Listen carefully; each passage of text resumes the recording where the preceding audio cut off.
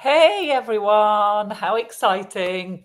Berg and I are live and we're just here to talk to you, with you. If you're on LinkedIn, you can join in the chat about challenging learning. Because if you're following Learning Pioneers, you'll see that a lot of our posts at the moment are about creating opportunities for challenging learning, having worked quite closely and continuing that you work quite closely with James Nottingham. And we just wanted to jump in and provide some inspiration and provocation about how we might create challenging learning. So, Berg, would you like to say hi? Hi, everyone.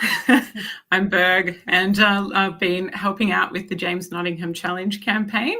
Just really looking forward to having a chat about some of the ways that we can remember how to model challenging learning as leaders and as teachers as well, because I think, in schools, we're all in the unique position of being leaders in our own right. So, yeah, this really applies to anybody working in an education setting. Yeah, love it, Berg. And also, just a tiny extra thing. Berg gives feedback in our challenge course that is co-created with James Nottingham, and Berg, you give really good feedback. That's kind of high challenge, high support, which is exactly the right combination to support educators to feel enthused to do more things, but also think, I could be doing this too. Sorry, I didn't mean to. No, I was going to say, I think that's actually, giving feedback is one of those things that actually challenges us all as leaders. Because I think, we were just talking, Becky, about, being vulnerable and having a conversation which is live, which is something I haven't done before. And I was actually thinking it's one of the biggest challenges that you can actually have as a teacher and leader is actually, modeling your own vulnerability as you're learning. So 100%. Yeah. And Brenny Brown would agree with you. She's big on vulnerability. Our key question to look at, and we'll try our best to keep to it's going to be a bit more than 5 minutes. Let's start 5 minutes from now, Berg, because we're good at we always inspire inspiration in one another. So how might we model challenge as leaders? And I was thinking as well as we were thinking about this question, what is kind of what to do, what not to do, because I'm sure you have too. I've been in contexts where I've been encouraged to take challenges in my practice and develop challenge, and then there's been things in place that have stifled it. So what's your first thought on that? Yeah, I think probably the first thought that I have about this is, thinking about staying comfortable in our practice is probably the biggest do not when we're modeling challenge. I think as teachers and as leaders, we're very used to going in and motivating other people to embrace challenge. And yet when we're sort of faced with those opportunities or those moments ourselves, sometimes we actually find ourselves shrinking back from it. So I always sort of think, growth can actually really hurt. It can be tricky and it can be uncomfortable and it can be really confronting at times as well.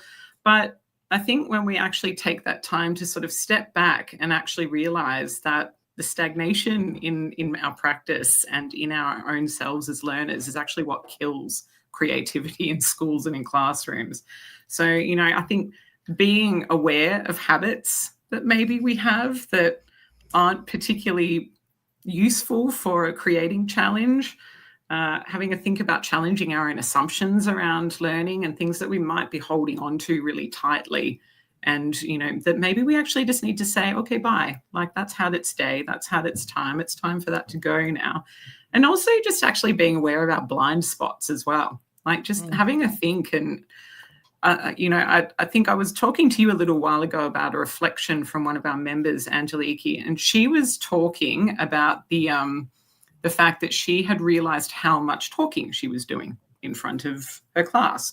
And I thought about that as well. And I thought about when I realized that I'd been sort of standing and performing, and actually I'd been taking up all the time for learning, and the children actually been like, this is a great show, but not really what the purpose of being a teacher or as a leader is. So I think leaning into listening is really, really important as well. Berg, there's so much there. I don't know how we're going to keep to 5 minutes. A couple of things you were making me think. One is because we look at Guy Claxton's work a lot on the learning power approach, I was thinking about the crossover between design principles. So how challenge then creates opportunities for creativity. And also that you were saying about confronting ideas. I just happen to have to hand our book study at the moment in Learning Pioneers. And Ron talked, I think in the challenge chapter in this, Ron Richard talks about how ideas can be confronting. And it takes a lot of self-awareness and work on yourself to then to hold that and not push back on it as a first kind of trigger. It's like to listen. You said listening at the end, to listen to what people have to offer, and to kind of hold yourself in that moment where you're thinking, why doesn't that sit so well with me? And I'm just going to sit with it a bit before I respond to that. So we've got Ron in the chat saying stagnation and complacency are the teacher's worst enemy. Very true. I mean, and it's so easy. 100%. Yeah. What did you want to add to that, Berg? I just also think it's, this is all about us unpacking ego at the end of the day. And it's something that I have talked a lot about with our members and with you and, pretty much anybody who'll listen. I think when we walk around school and we hold on to a sense of our ego and we don't unpack what that does for our practice and how it actually impacts the people around us. I think James I Do asks one of my absolute favorite questions in the world, and it's, what is it like to be on the other side of you? And I think when we start realizing that our egos are actually not a strategy, that we can sort of step back and we can go, okay, well, constructive criticism is welcome. This is a place for learning rather than criticism that is, aimed at tearing one another down. Like, we can share what we notice about what's happening in our practice. And actually, it helps us grow collaboratively. It makes us healthier people, both for ourselves and for the children that we work with. And I think, again, it comes back down to that vulnerability not being a weakness. It's actually a strength in our practice. So, So, Berg, we promised to stick to 5 minutes, and that's now. So this is a really good provocation because you've brought up so many things there. And what I'm hearing from what you've shared is, in fact, embodying and modeling taking on challenging learning and leading through challenge is so much to do with personal growth and personal work and personal reflection, which we come back to time and time again in Learning Pioneers. And I had to get that quote from you. Your ego isn't a strategy. I think we should have that printed in big, paint that across the towns, please. The things that blurt out of my mouth. Really good though. And it's like that links then to humility, so all of that kind of blends together, and it then kind of starts to ask the question, what does really inspiring leadership look like? And I'm not going to start to go into that, but it makes me think of a post you put on Learning Pioneers that linked challenge with empathy.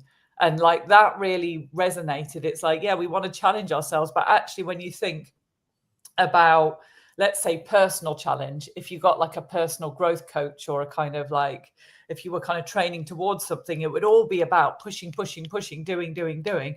And are we being kind and empathetic in the process to ourselves and people around us?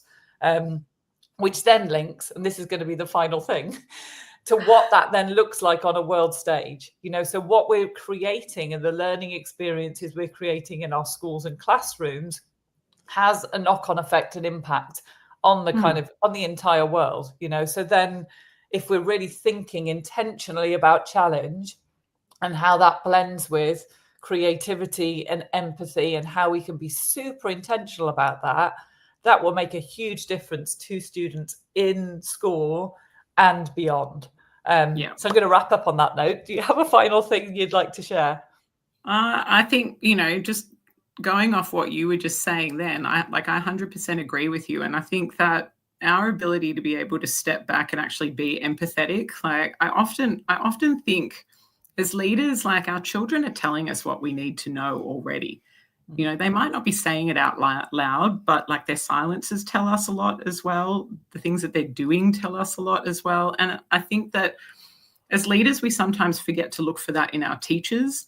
So I think when you create safe spaces for challenge to thrive, then people will step up to that. But, you know, going back to the reflection that I was talking about before, when we hold court, when it's all about a performance, when it's all about us, you know, holding on to positions and roles and ego, then, yeah, it kind of kills challenge before it has the chance to take root. So, yeah, oh there is a lot we could talk about. Well, there's so much you brought up there. And so when I repost this, I'll summarize some of those points. And then we invite anyone who's either been part of this or is watching back to comment, you know, and to reflect on some of the points Berg's brought up, because that is like, it's like taking the lid off Pandora's box. It's like, all of this. So and we were just getting going. I know. Are you in Sydney or Melbourne now? I'm in Melbourne at the moment, and it is freezing cold here. So Sydney was much warmer. I'm just north of Bristol, and it's freezing cold here too. So how about that? Same. Thanks so much, Berg, and thank you for joining in. And Ron, thank you for your comments. He's popped in there. Thank you, Berg. An inflated ego can be damaging to our learners, 100%, and to our staff. Definitely. You know, so thank you, Berg, and thank you everyone for joining in. Very welcome. Bye, everyone.